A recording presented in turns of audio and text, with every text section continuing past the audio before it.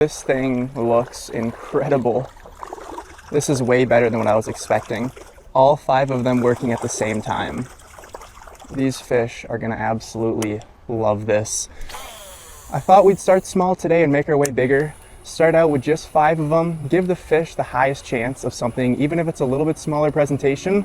I guess by no means is this really small, but compared to the other one, this is just a baby. But I cannot get over this action. It looks so much better than what I was expecting. It works perfectly. I don't know why no one's done this before. I mean, I am sure something in here is gonna just hammer it. It's just a matter of time.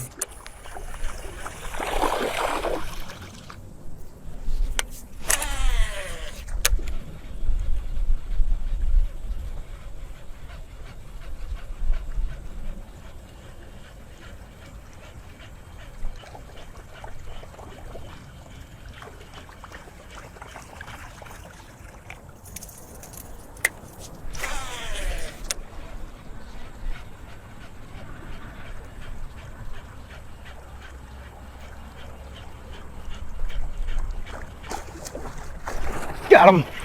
Fish on.